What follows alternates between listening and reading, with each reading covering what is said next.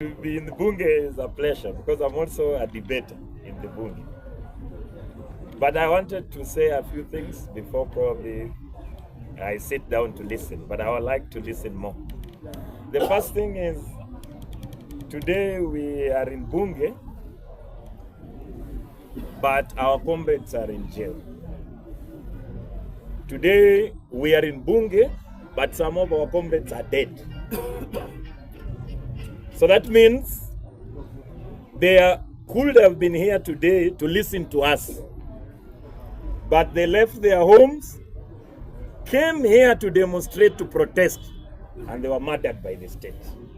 So today, as we stand here to debate without them, we must continue to remember the martyrs of the people who have died before us. Because tomorrow, we can live with you and go to the street. But when we go back home, we are not together, and we will never see each other again. So there are comrades that we were with here in Moi Avenue, we were with them in Kenyatta Avenue, calling on this government to listen to us. They are not there with us.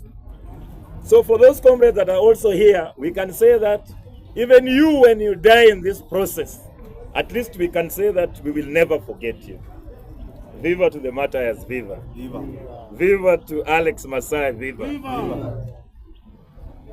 So I think also today I just wanted to say that there have been martyrs since several fights. Since the fight for independence, there were martyrs. People died. They went to the street and died.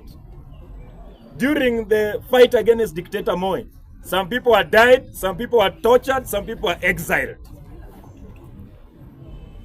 And during the fight for now, the Constitutional Order 2010, there were lecturers, intellectuals murdered. There were many heroes in this street, poor people, that got out of Kaloleni, Kawangware, Kibera, and came here and did not go back to their houses. Now we have Constitution 2010 that actually allows us to oppose this dictator in power. But some people died fighting for it. So today, I wanted to just remind you that let us carry the banner of anybody else who have died fighting for this democratic space. Because we will never be able to pay for their lives except for us to be willing to donate ourselves again to be martyred. This is what the oppressor needs to know. Because sometimes I hear President William Samoei Ruto saying that he will kill, he will shoot people on the legs. And the idea of him saying that is to discourage people from coming to the street, to discourage fighters, to think that to die of hunger at home is more pleasurable than dying from a bullet.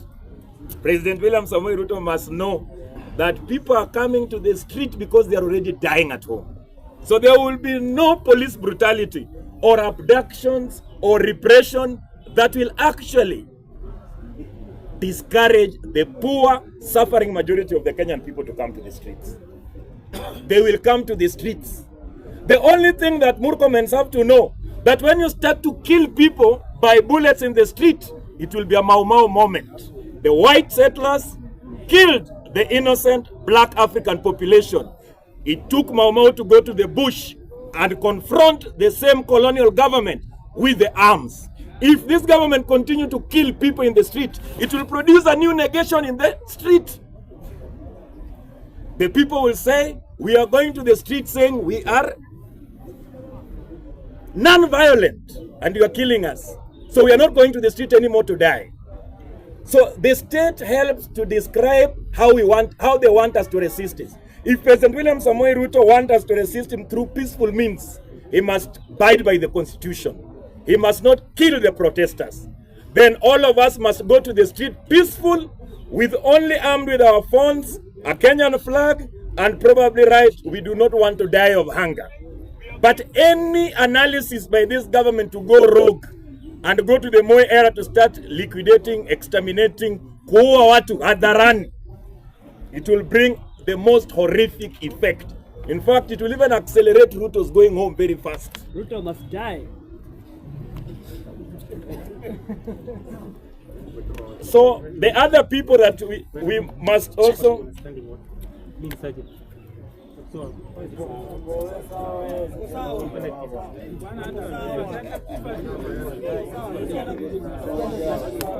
power. Bunge power. The other group of people, comrades, was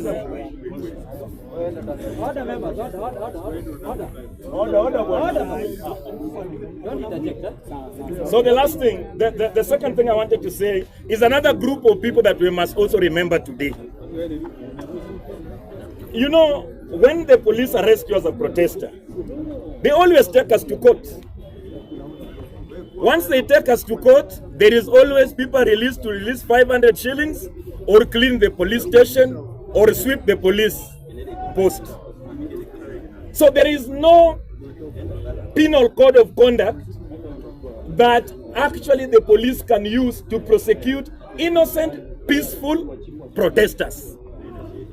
But now we have seen that President William Samoei Ruto has weaponized protesting by use of the judiciary to make sure that our comrades arrested in the streets are now being charged with arson, terrorism, robbery with violence. This is not something that Ruto is not reading from the textbooks. It is meant to discipline young people coming to the street, that when you come to the street as an innocent protester, you will be taken to court and you will be charged with terrorism. Now, once you are charged with terrorism, the first demand that the prosecution asks is that he wants custodial orders to be extended. The police want to punish you unheard for 30 days. This is what is happening to our comrades. When you go at Kibera Law Court, Comrade Generali, 200,000. Yesterday, when we saw in Thika, people are being given another 100,000, an additional 300,000 as a bond. So that means the anti-terrorist police unit is being used politically to settle political scores and to put trump-up charges against innocent people. The message that Ruto is trying to send to the Kenyan people: I want to break your spirit. Don't come to the street. If I don't murder you in the street, I will make sure you, even if the judge protects you, but I will make sure you also take some time in jail. Those comrades that today are at our industrial area, they are not guilty comrades. Those comrades are only there. They did not burn anything. They did not kill anyone. We know here, when we were here at Moi Avenue, the police, armed police, were working alongside armed criminals. This is what is there. The police knows the CCTV. The police knows who was burning what. The police knows everybody who stole. We even saw the police sharing spoils of theft. One police being given a phone by a thug. So to arrest the thugs, the police know the thugs. But you must also know that the police fear this constitution, because once they kill, they will be held personally responsible. I think for some of us who always go to Milimani Law Court, now you can see Murangiri, the one who killed Alex Masai. He is there alone with his family. In fact, sometimes he even looks at the photo and is surprised that is him. So what does the government do if the police does not want to kill people? The government hires extremely poor Kenyans to be armed with crude weapons to attack other Kenyans. This is fascism. And this is what the state is doing now, where you have a brother, a poor brother, killing another poor brother. So we just want to say that anytime we get comrades, let's get time. There are people at Industrial Area Police Station. Kesho tutakuwa huko. Tuwatembelee. Na tuwapee motisha nguvu. Kwa sababu niliona wengine wanalia sana. Unalia sana sio kwa mapinduzi, unalia nini? You are crying while you're already crying home. If the police puts you in jail, it can only radicalize you to defend your country. There is no losing faith. Even when you die, know that the fight for a fair and a just Kenya will continue upon your remains. This is what could keep us actually going. As I wind up, the last one. The last one is, what is the problem? Because now, you know, Kenyan people are looking for solutions. No. Wanakaa mahali wanasema Maraga wanakaa mahali, kuna mwingine hata karibu anigonge hapa anasema, mbona wewe unasema Matiang'i ni muaji? Kwani mtu ajui ni muaji? The Kenyan problem is not the individual. Tomorrow, comrades, we will remove Ruto. We take Matiang'i or Maraga or anywhere else. Kenya, we need active citizenry to say that if we have Buka as the president, there is a place Buka must not pass. Yes. If you pass, you have to resign. So the idea is not even at the top. We need to mobilize the Kenyan people to know that if you are the head of state and people have been killed in the street, you have no business. So let nobody come and say, I am the savior. Savior for who? We don't need a Jesus. We don't. The idea is that people must rise up. It must be known that President William Samoei Ruto woke up, killed people. He did not finish his term. President Samoei Ruto mismanaged the economy. People died of hunger. His minister stole money for medicine and people died of cancer. He committed a genocide. That person cannot lead us. So it therefore means that active citizens mean everybody must know the limits of its government. And we must be able to rise up, even to a question of sacrificing our own life, to defend the rights of the people that have been abused. This is the solution. And everybody going to the United States, I see some going to the United States, Brussels, London, those are colonial empires. They will not help us. Who gives money to these people? All these politicians, sometimes I hear them dealing with activists that they are paid. Even me, I'm against paid activists. But when President William Samoei Ruto, the other time Raila Amolo Odinga, and even Wamunyoro, when they leave this country to go abroad, they're not going to take tea. They are going to take resources to come to campaign with, to manage the Kenyan affairs on behalf of the people who have given them money.